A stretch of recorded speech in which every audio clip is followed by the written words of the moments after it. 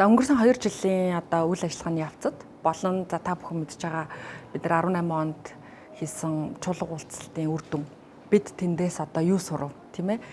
За хамгийн нэгдүгээр асуудал нь салбар дотроо за салбар хоорондоо гэхээс илүүтэйгээр салбар дотроо эмэгтэйчүүд нэлээд сайн баг болох хэрэгтэй. Буюу одоо хамтарч ажиллах энэ боломжуудыг нэлээд сайн эрэлхийлэх шаардлагатай байд. Нос noloрын холбоогоорч гэдэг юм уу? За одоо жимсхний холбооч гэдэг юм уу? Аль болох бид нэр тухайн салбар дотроо биентэйгээ нэгдэх шаардлагатай гэж харж байгаа. За мэдээж дараагийн асуудал бол салбар хоорондын уялдаа.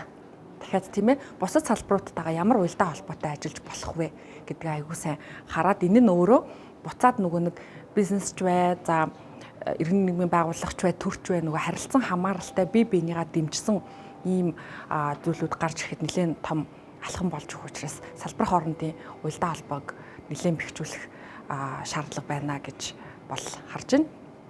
За мэдээж дараачийн асуудал бол бид нар дээр бол юу гэдэг манай бусад 16 салбар байгууллагуудаар дамжаад ижил төрлийн бизнес эрхэлж байгаа болон за ялангуяа бүс нутаг те манайх руу хандсан түүнээс гадна бид нартай хамтраад олон улсад одоо бизнесээ эхлүүлэх, хамтарч хийх гэсэн ийм зорилгууд бол байдаг. Тэгэхээр биднэрт бол одоо ялангуяа эмэгтэй бизнес эрхлэгч нар бусад орны эмэгтэйчүүдтэй ийм хамтарсан үйл ажиллагаануудыг хийх, за түүн дээрээсээ одоо санхүүжилт босгох, за хамтдаа хөгжих, бизнесийн хувьд одоо шин загварууд дээр ажиллах, бие биенээсээ суралцах гэсэн ийм том боломжууд байна гэж харж байгаа. Тийм учраас ер нь бол бид нар дангаараа одоо дотоодын гэхээсээ илүүтэйгээр бас гадагшаа нэлээд тэлсэн бусад орны эмэгтэй бизнес эрхлэгчтэй хамтын ажиллагаагаа бэхжүүлэх чиглэлээр ажиллах одоо юм бүрэн боломж байна гэж харж байна.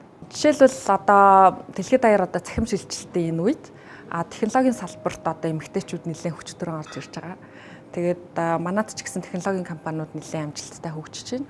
Тэр энэ салбарт бас хамтын ажиллагаа эрэлхийлсэн хүмүүс бас биднэрт хандсан байдаг. За цаашлаад косметикийн үйлдвэрлэл, за одоо онцгой одоо орц найрлагатай бүтээгдэхүүнүүд, за цаашлаад мөн одоо энэ фэшн индастри буюу загварын чиглэлээр за одоо өргөн хэрэглээний бараа бүтээгдэхүүний үйлдвэрлэл гэх зэрэглэлээр яг эцсийн бүтээгдэхүүнийг 100% Монголд үйлдвэрлэхээс гадна бид нар хамтарсан байдлаар одоо яаж үйлдвэрлэлийн зардал багтай, за ажлын хүчний зардал багтай орнуудаар эцсийн бүтээгдэхүүн үйлдвэрлэх вэ гэдэг чиглэлээр ажиллах одоо бүрэн боломж байна гэж харж байгаа.